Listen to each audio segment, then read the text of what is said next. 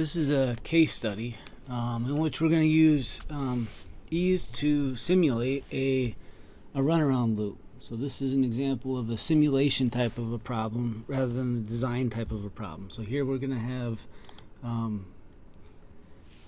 specified equipment, and we want to integrate these pieces of equipment, these components together in order to simulate the resulting thermal energy system. In this case, it's a runaround loop. So this runaround loop exchanges heat from warm indoor air to cold outdoor air. So some kind of energy recovery in a building.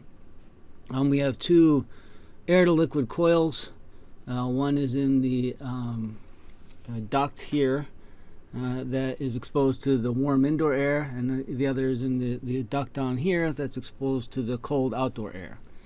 And they're connected by this ethylene glycol loop, and the loop is being energized by this gear pump that has a displacement of half a cc, and we can control the speed of the gear pump. And then the air is being blown through these two coils, in each case by an axial fan that has a diameter of 15 centimeters, and they're both running at 20 revolutions per second. And then the coils themselves utilized thin circular tubes, so we're going to model them as having the compact heat exchanger geometry 7.75-5/8T, and they have a frontal area of 30 inches by 24 inches and a length of 20 inches in the flow direction. And so again, we want to develop a simulation program that can simulate the performance of this system. And that's surprisingly complicated because there's a bunch of iteration that has to happen, and some of the models are relatively sophisticated. So here's the approach that we're going to take, and each of these bullets is a subsequent video.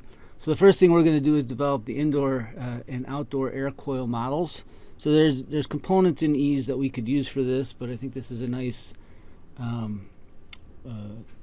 opportunity to illustrate using the compact heat exchanger geometry functions and developing a model in isolation before then integrating that model into a system. So once the air coil models are developed, or an air coil model is developed, we'll save that model as a tab, and we'll save the local variable space so that we can load it up, and we'll turn it into a procedure in the system model. And so we'll show how to do that.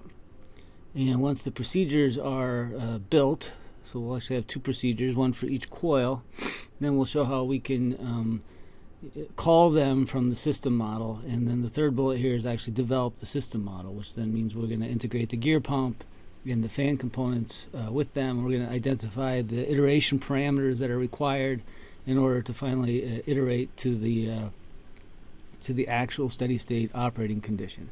And once that's done, then in the last bullet here, we can run some studies, in particular maybe how do we run the gear pump in order to avoid freezing the ethylene glycol on very cold days, and how do we optimize the not the design of the system as much as the operation of the system. So again, these are 4 videos that come next.